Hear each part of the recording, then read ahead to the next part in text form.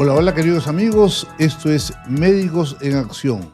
Atención todas las damas, las mujeres, las hijas de Eva, las ñañas. Eh, el cáncer de ovario es un cáncer que tiene una relativa frecuencia y que es importante de tener en cuenta. Eh, los ovarios, como todo órgano, pueden degenerar y muchas veces da una sintomatología variada de dolores esporádicos que vienen y van, sensación de pesadez en el bajo vientre. Y bueno, así puede generarse un cáncer ovario y que muchas veces no se descubre hasta que estos ya han avanzado. Vamos a hablar sobre este cáncer de ovario, cuál es la frecuencia, cuál es la sintomatología, qué mujeres están más predispuestas a hacer esta patología, qué tratamientos existen. Todo esto nos lo va a explicar el doctor Gastón Wilmer Mendoza y de Lama. Más respeto con la pronunciación de este apellido de alcurnia de mi gran amigo Gastoncillo Mendoza y de Lama. Mi querido Gastón, hablemos de cáncer de ovario. Gracias, Armando, por la invitación. Y bueno, este es un gran tema porque, para empezar, Armando, el ovario es un órgano mágico. En este tejido nacen las semillitas para los nuevos seres. Recuerda que en el ovario nace el óvulo, que se encuentra con el espermatozoide y juntos forman un nuevo individuo. Pero lamentablemente este órgano, que es tan noble, tan increíble, que es responsable de reproducción principalmente, se enferma. Y a veces les aparecen en el ovario unas bolitas, tumores, ¿no? Que pueden ser benignos o malignos. ¿Cuánto mide un ovario? Un ovario es pequeñito, 2,5, 3,5 centímetros, en promedio 3 centímetros. Y las mujeres tienen 2 ovarios. Lado izquierdo o lado derecho hay un ovario. Y son 2 porque si fallara uno, el otro sigue funcionando. Y los ovarios tienen varias partes, o sea, una como corteza, un recubrimiento y un tejido que se llama estroma. ¿Estos ovarios se pueden enfermar? Sí, claro, se pueden enfermar y pueden aparecer unas pelotitas que son usualmente quistes o tumores sólidos. Entonces, estos tumores sólidos usualmente son de naturaleza benigna, pero en algunos casos estos tumores sólidos o quísticos o mitad quístico y mitad sólido son un cáncer. Y ahí empieza el problema. Pero ¿qué es lo que debemos hacer? Mira, el día de hoy he dejado mi carro en el taller. ¿Y sabes por qué lo dejo? Porque ahí el carro te están avisando, los carros modernos te dicen, ya, toca mantenimiento. Y es lo que nosotros no aprendemos. Que así como las máquinas, como los autos, como la refri, la cocina necesitan mantenimiento, nosotros necesitamos medicina de prevención. ¿Por qué es triste, Armando? Yo lo veo todos los días, diagnosticar un cáncer de ovario grande, tumores de 15, 20, 30, 40, 50 centímetros. Ahí cuando eso aparece, ya la guerra como que está perdida. Entonces, yo le recomiendo a todos nuestros oyentes que lo más importante es la prevención. Desde los 20 añitos, por lo menos una ecografía, si la paciente ha tenido relaciones sexuales transvaginal y si la niña no ha tenido relaciones sexuales pélvica, para ver cómo están estos ovarios.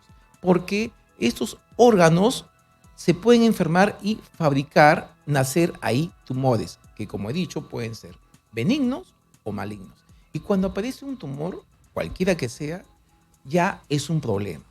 Porque, ejemplo, asumimos que una paciente joven de 24, 25 aparece un tumor, ya es un problema porque tenemos que estudiarlo y tenemos que operarlo, ¿no? Estos tumores pueden aparecer a edad muy joven, en edad intermedia y por encima de los 45 años. Entonces, ejemplo, en pacientes jóvenes podrían aparecer los tumores germinales. En las pacientes de edad intermedia, los tumores del estroma, y en pacientes de edad avanzada, los tumores superficiales. Esto es un poco confuso. Para hacerlo simple, en pacientes muy jóvenes aparecen tumorcitos que tienen que ver con las células primordiales, embrionarias, ¿no? Y tienen distintas características a los tumores, por ejemplo, en las pacientes mayores de 45 años, donde los tumores en las pacientes mayores de 45 años salen de la superficie del ovario. Y en la de intermedia, entre 30 y 45, de la carnecita interna del ovario. ¿Y cómo se diagnostican? Recordemos que estos tumores que tienen 1, 2, 3, 4, 5 centímetros, 6 centímetros, no producen ningún síntoma. Porque la pelvis, que es una cavidad, permite que estos tumores crezcan y no dan síntomas. Entonces, ¿tiene sentido diagnosticarlos cuando ya den síntomas? No. Para eso es la prevención. Por favor, a todas las madres, a todos los padres, a todas las niñas, a todas las jóvenes, a todas las mujeres adultas, sáquense una ecografía transvaginal o pélvica por lo menos una vez al año, porque de esa forma, Armando, podemos verlo. Entonces, si es una lesión benigna, es bien simple, se colocan unos tubitos acá, algo en el ombligo, una cámara, unos tubitos, se saca la lesión por el mismo ombligo y no pasó nada. Porque estos tumores, ejemplo, a veces puede ser impedir la fertilidad. Podría ser una endometriosis, por ejemplo. Podría ser un quiste hemorrágico. Podría ser un quiste simple, ¿no? Entonces, a veces las pacientes no pueden salir en estado porque tienen estas lesiones en los ovarios, ¿no? Entonces, es obligación hacerles un estudio para que nosotros podamos descubrir de qué se trata. ¿Qué te parece? O sea, un poco resumiendo y haciendo esta charla práctica, ¿no?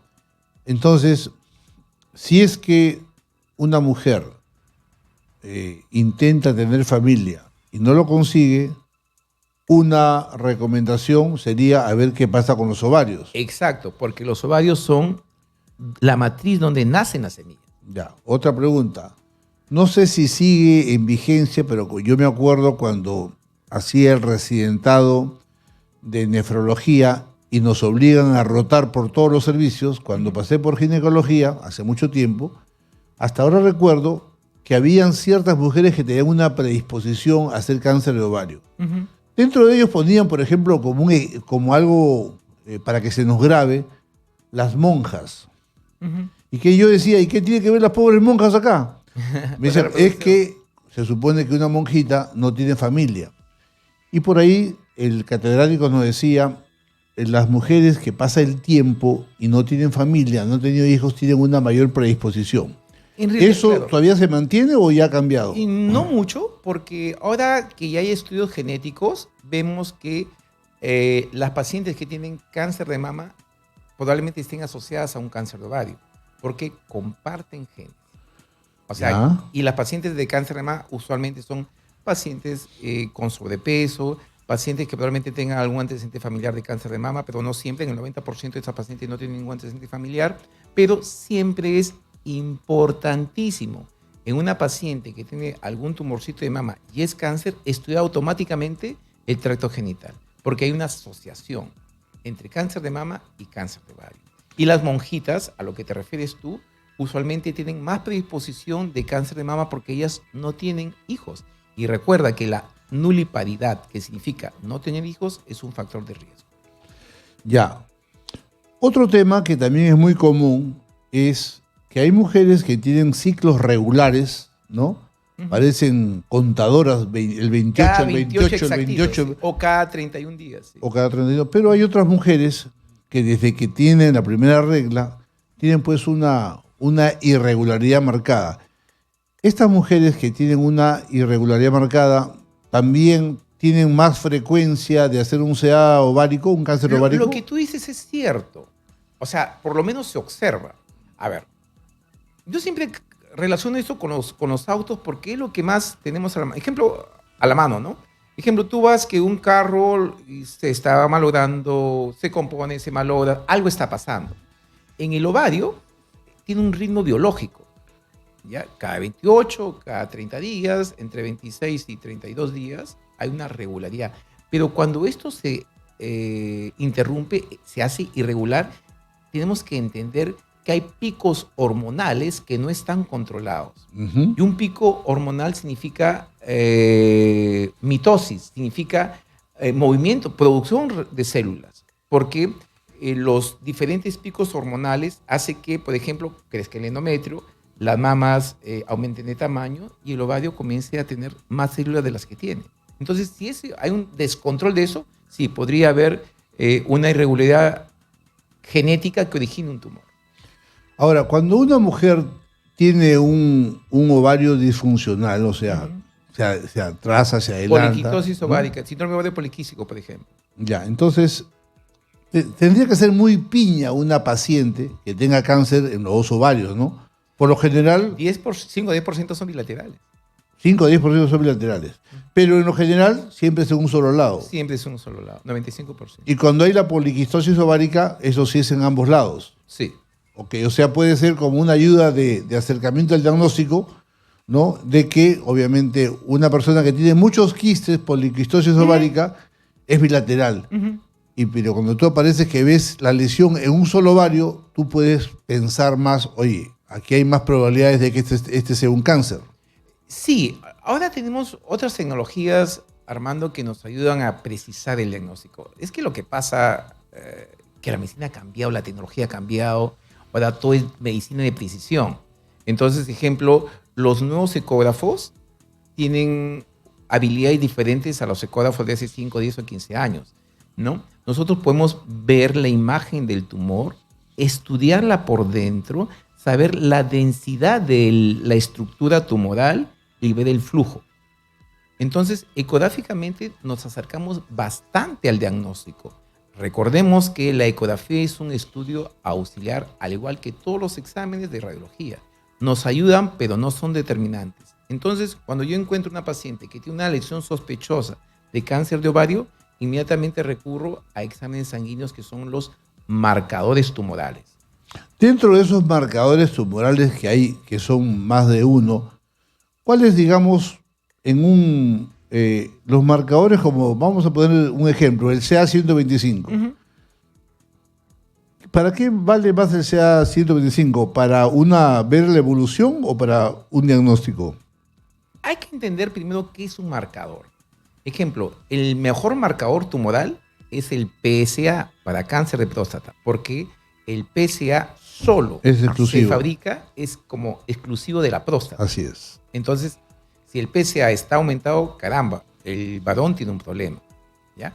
Pero en el caso del ovario, los marcadores son comunes, porque tú podrías tener una tuberculosis genital y tener el CA125 elevado y no ser cáncer.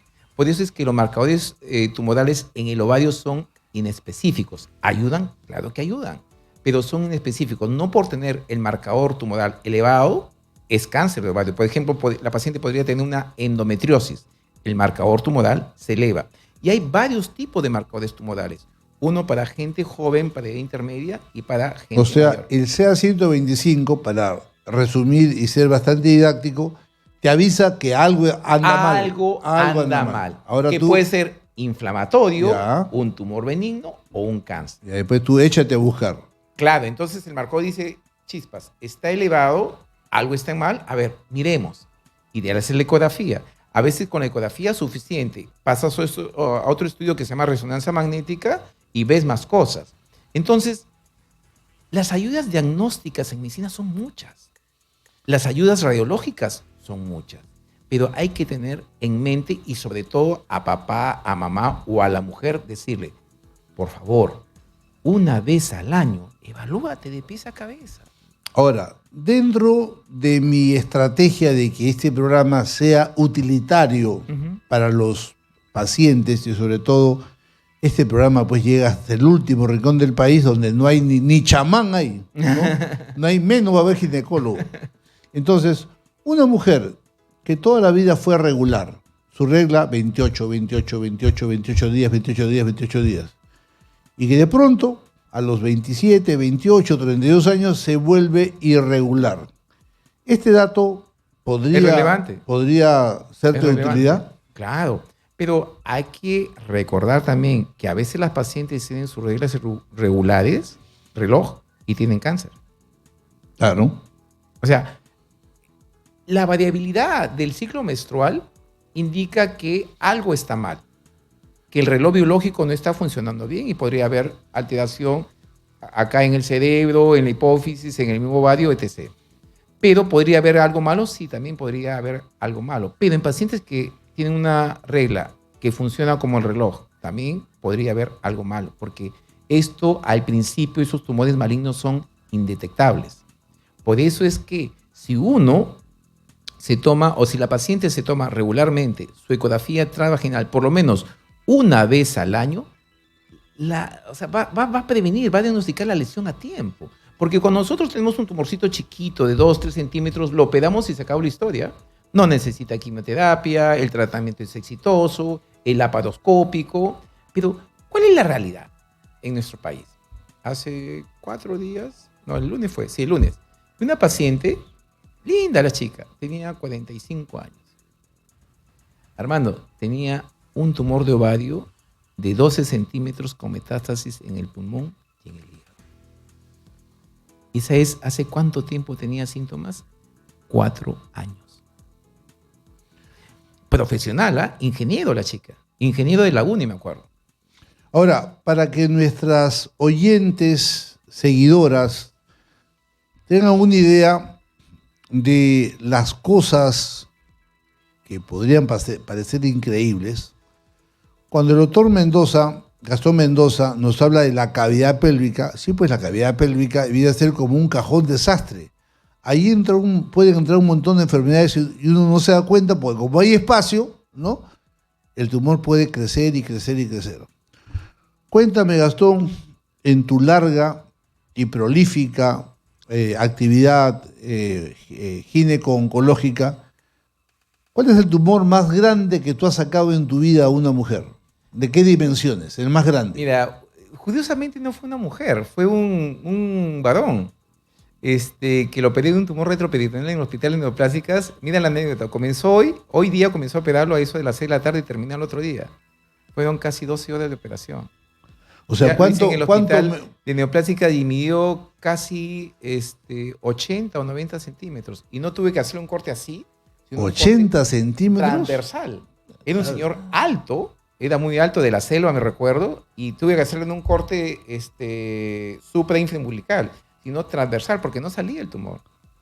Era un liposarcoma, ¿ya? Y duró 12, 14 horas la operación. Yo me acuerdo que... O sea, ese tumor era más grande que 2 gemelos juntos. Sí. Para que la gente tenga una idea. Claro, sí. Yo me acuerdo que el doctor León, que en paz descanse, mi maestro, un extraordinario cirujano, me decía, Mendoza, usted es el único médico cirujano que comienza hoy día y termina mañana. Felizmente el paciente le fue muy bien. Hasta ahora vive. ¿Ya? Y bueno, fue un liposarcoma de bajo grado. Se salvó. Ahora, una de las complicaciones de estos tumores, que al final pueden ser una bendición porque te avisan, la torsión. La torsión de un quiste o un tumor o de lo que fue del ovario. Esto es importante. Cuando los tumores son pequeñitos no pasa nada, 1 o 2 centímetros no pasa nada. Pero si un tumor ya tiene cercano a 5 centímetros o más de 5 centímetros, como son bolitas que cuelgan, rotan sobre su eje y originan una torsión y dolor. Entonces, lamentablemente, cuando ya hay torsión del ovario, o sea, es como el cable que se enrolla varias veces, el ovario se pierde. Entonces, y probablemente la fertilidad se pierda. De esta manera, nosotros tenemos que prever que esto no puede pasarle a una pequeña, porque usualmente son gente muy joven, 25, 35 años. ¿No? Y se pierde un ovario, y si se pierde un ovario, se podría perder la fertilidad.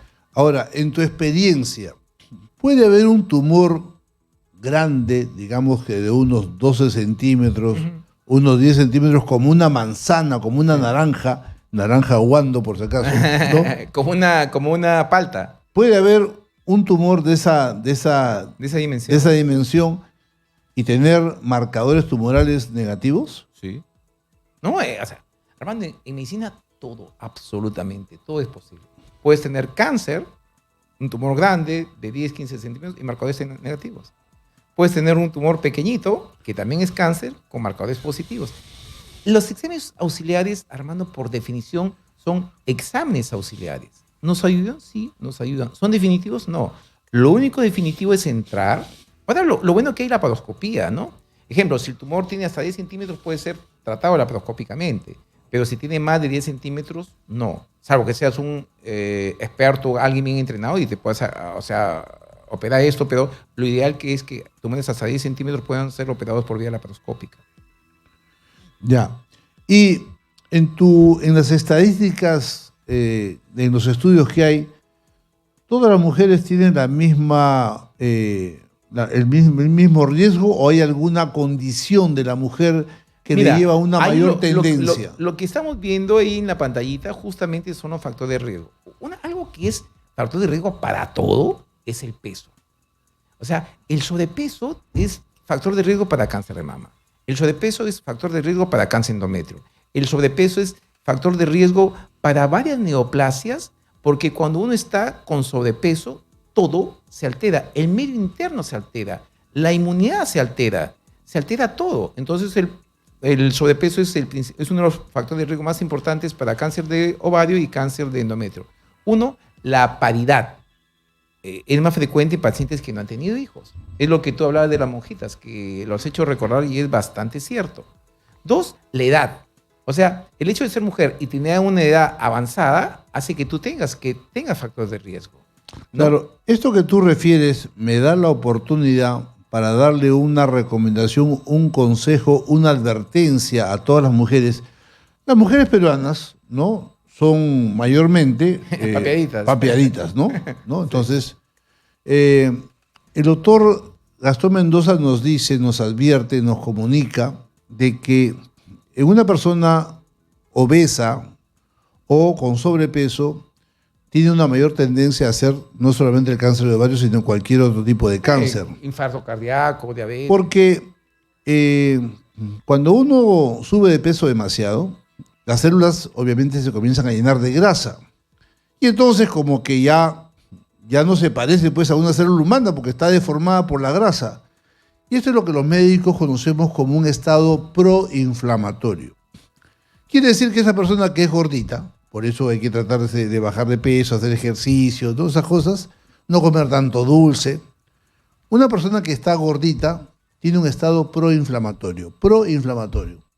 Y por eso en el COVID mucho gordito falleció, porque ya había un estado, ya estaba como que la mecha ya encendida.